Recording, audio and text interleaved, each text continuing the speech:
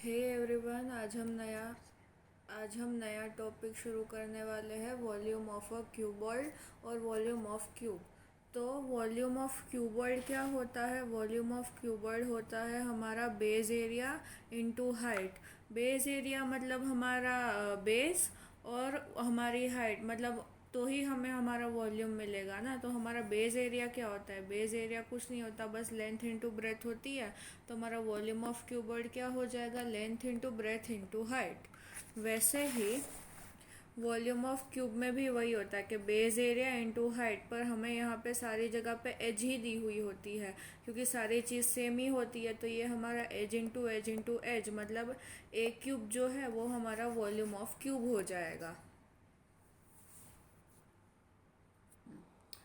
अब हम एक्सरसाइज 13.5 शुरू करेंगे, जो पेज नंबर 228 पे है। मैं इसमें आपको 3 सम सिखा रही हूँ और बाकी के सारे आप खुद कर सकते हैं, बाकी के सारे इजी ही है, ठीक है। तो हम फर्स्ट देखते हैं, match box measures 4 centimetre into 2.5 into 1.5 centimetre. What will be the volume of the packet containing 12 such match box? Match box है मतलब मैच बॉक्स क्यूबॉइड होता है। तो हमें दिया गया है L is equal to 4 centimetre, breadth is 2.5 और हाइट 1.5। तो हमारा volume of cuboidal match box क्या होता है? L into B into H होता है। तो हमने वहाँ पे उन सब की जगह पे सारी वैल्यूज़ रख ली और हमें आंसर मिला 15 सेंटीमीटर क्यूब एक मैच बॉक्स का। अब उन्होंने पूछा है कि 12 मैच बॉक्स का कितना होगा, तो हम 12 इंटू 15 करेंगे। 12 इंटू 15 हमने किया तो हमें कितना मिला? 180 सेंटीमीटर क्यूब। तो हमें thus the volume of a packet containing 12 match box is 180 centimetre cube. और अब क्वेश्चन नंबर 7 क्या है? A godown measures 40 metre into 25 metre into 15 metre. Find the maximum number of wooden crates each containing 1.5 metre into 1.25 metre into 0.5 metre that can be stored in the godown. तो हमें सबसे पहले cuboidal godown के बारे में क्या बताया गया है कि हमारा एल जो है वो 40 मीटर है, ब्रेथ 25 मीटर है और हाइट 15 मीटर है। तो हमारे गोडाउन की कैपेसिटी मतलब वॉल्यूम होता है। तो हमारे गोडाउन की कैपेसिटी कितनी होगी? 40 इंटू 25 इंटू 15 मीटर क्यूब होगी, ठीक है। बाद में वुडन क्रेट्स जो है, जो क्यूबॉइडल वुडन क्रेट है, उसका भी हमें एलबीएस दिया गया है। तो उसकी भी हमें कैपेसिटी मिल जाएगी 1.5 into 1.25 into 0.5 metre cube. The number of crates that can be stored in the godown, तो वो कितने होंगे? तो हमें उसमें क्या करना है? हमें गोडाउन के कैपेसिटी को क्रेट्स की कैपेसिटी से डिवाइड कर देना है। हम उसे डिवाइड करेंगे ना, तो हमें कितने मिलेंगे? 16,000। Thus 16,000 crates can be stored in the godown, ठीक है।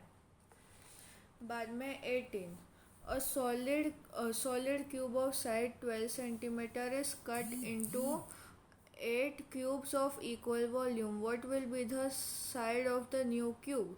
Also find the ratio between the surface areas.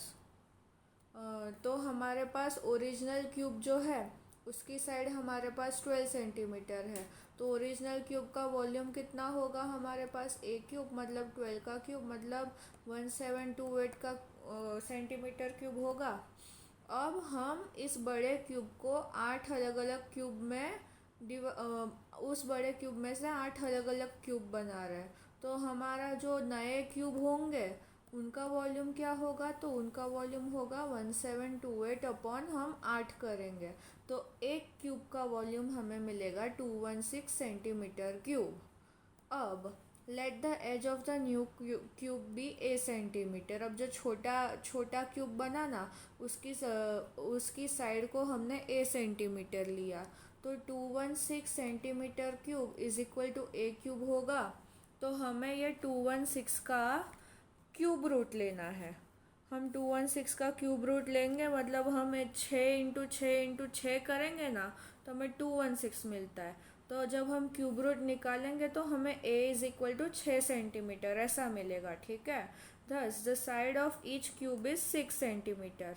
अब हमें उन्होंने पूछा है also find the ratio between the surface areas, मतलब ओरिजिनल क्यूब और नया जो क्यूब बना उसके सरफेस एरिया का हमें रेशियो ढूंढना है। तो हम उसके लिए पहले सरफेस एरिया ढूंढेंगे। तो ओरिजिनल क्यूब का सरफेस एरिया होगा 6 × a², मतलब 6 × 12²। और नए क्यूब का सरफेस एरिया होगा 6 × 6²।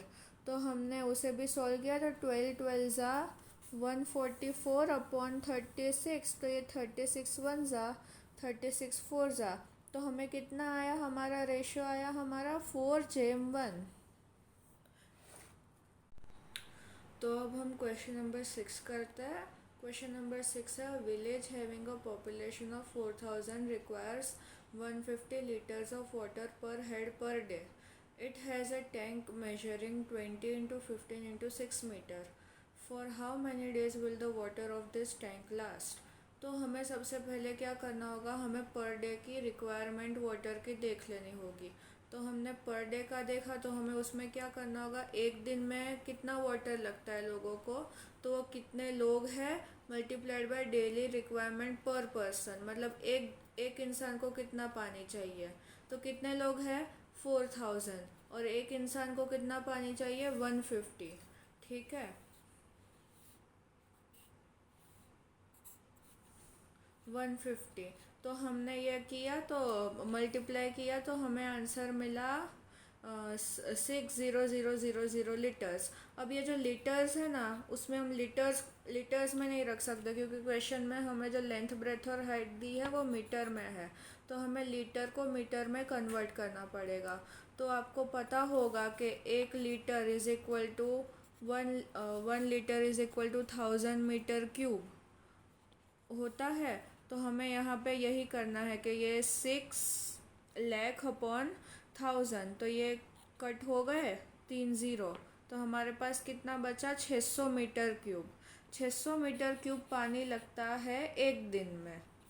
अब हमारे पास क्यूबॉइडल टैंक की लेंथ दी है 20 मीटर, ब्रेथ दी है 15 मीटर और हाइट दी है 6 मीटर।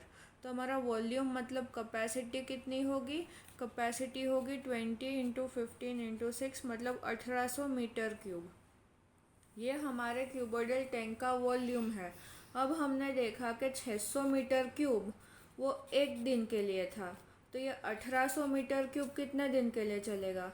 तो हम उसे क्रॉस मल्टीप्लाई करेंगे, तो ये 1800 × 8, मतलब 1800 × 1 डिवाइड बाय 600। तो ये कट 6 3 ज़ा, मतलब ये 1800 मीटर क्यूब जो वाटर है वो 3 दिन के लिए विलेज में चलेगा।